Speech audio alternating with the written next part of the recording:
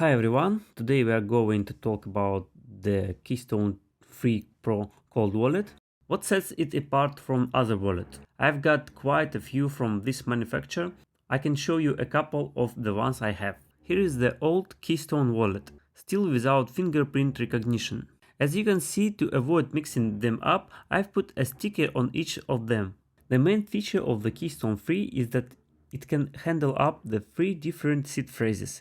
Essentially, one Keystone Free Pro replaces three of these old wallet versions. So I was really excited about the new Keystone, especially because it doesn't have those charging issues where you had to disconnect or reconnect, enter all the seed phrases again, and so on. You can charge it just like any regular device with an USB-C cable. That means you can use it while it's charging. It shows the charging status and it also suggests connecting via cable to a computer. It can be needed to update the software, although I don't recommend it. Typically, you only need to update it once upon purchase. If there are updates later on, it's safer to do it via a new micro SD card. I don't recommend updating the wallet via cable after you've entered the seed phrase. It might be not safe. Why? Because the whole point of such a wallet is it to eliminate any hypothetical possibility of the device being connected to the internet and your keys potentially leaking. There's a theoretical chance that the company or its employees might have inserted code to extract seed phrases into the software on your PC like a Ledger did, so I only use it as a cold device and never connect it to the internet after the first setup. But really you don't need to connect it to the internet at all since it comes with updates supporting the most well-known blockchains. It supports blockchains like Solana, Ethereum, Bitcoin, Cosmos, and many others. If, let's say, a new blockchain like Dimension comes out and it's not supporting, you can wait for an update, transfer it via microSD, or buy a new wallet. I've encountered this issue with Dimension. The EVM network works fine, you can claim and send, but for some reason you cannot stake. On the first setup, we need to select English as the only language option. Then it suggests checking your device on the Keystone website. Let's do that. Your device is safe, we can proceed with the update. You can update it through a microSD card, so it's a one-way process or via USB cable. I have done both. If you don't want any wires involved, you can go with the former. To update, you need at least 20% battery, then you connect it and hit update. Let's do that now. We are running version 1.04 and there is a newer version 1.28 available. While the update is finishing, let's look at a few more cold wallets I've used before this one. Let's talk about Trezor and Ledger wallets, and of course there is another wallet. So what are the downsides of these wallets? Well, Trezor main advantage is that it's completely open source. You can assemble it with components you find on marketplaces. So hacking the seed phrase with physical access to the device is relatively easy. Whereas with wallets like Ledger and Keystone, it's not as simple to extract the seed phrase physically because they have a secure element. Wallets with QR codes and secure chips are a compromise between fully open source wallets and old school white wallets like Ledger. The Keystone Free has 3 security chips for each seed phrase. I think this is the right choice. It's a good wallet because you can use it wirelessly, eliminating a significant attack vector. If you use Metamask with Trezor or Ledger, you will always need a cable.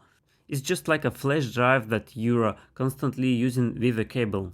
The update takes about 15 minutes, so let's chat about wallets for a bit. For testing, a card with an NFC chip works, it's called Tangem, but don't really consider it a wallet. It's more like junk to me because you cannot restore it with a seed phrase from a wallet of a different brand.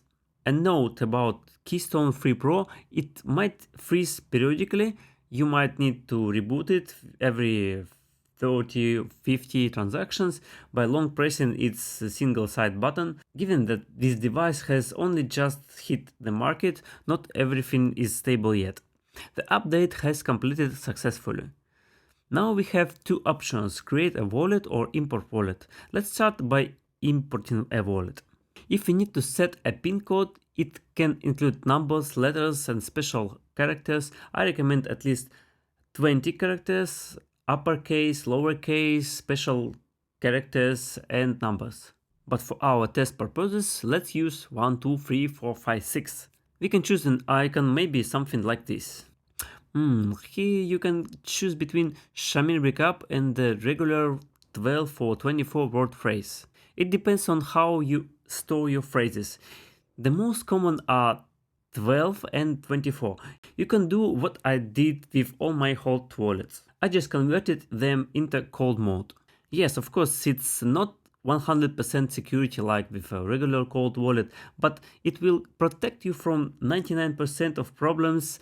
Entropy, meaning a random set of characters when creating private keys, will be generated from this device. Likely Android is hidden under this device, so whatever entropy Android uses, that's what you will get. But I prefer always creating my own entropy, it's safer. I will show you how to do it now. So we select change entropy and roll dice.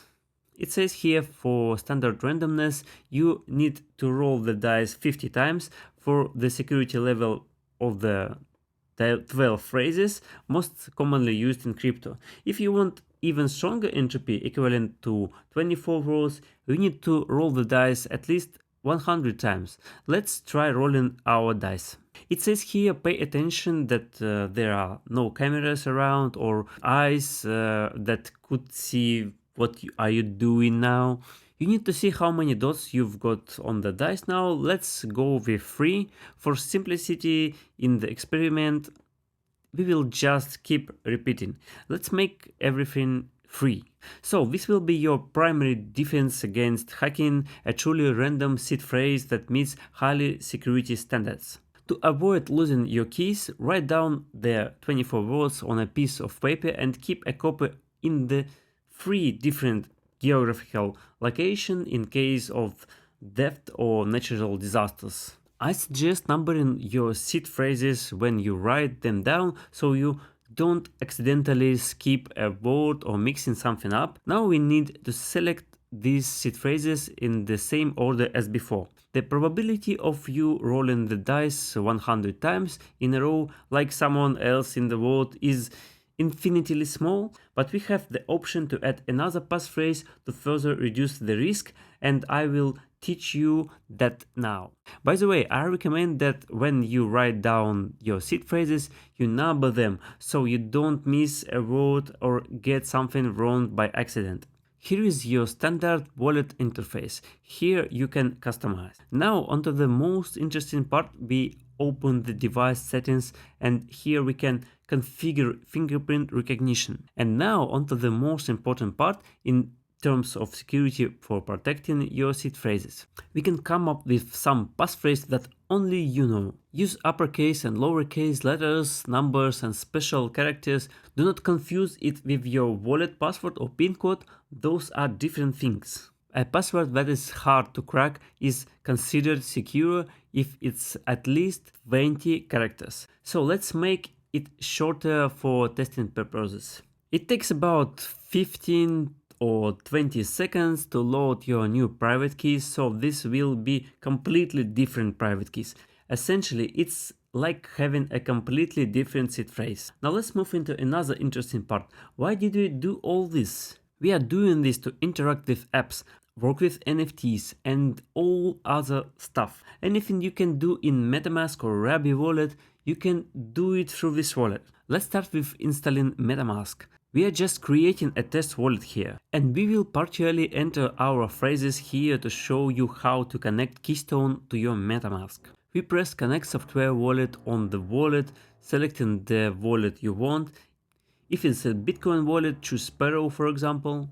In this case, we will be connecting Metamask. Here's our QR code for connection, and now we scan it with our Metamask app or on the PC camera.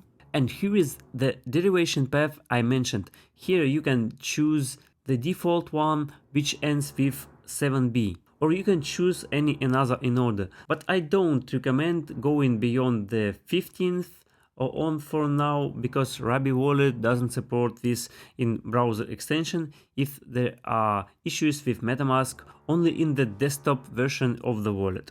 If you choose, for example, the 35, your wallet will include Keystone 35 and everything will work as before. Let's try it out. I will show you how to send a transaction on the early network, for example.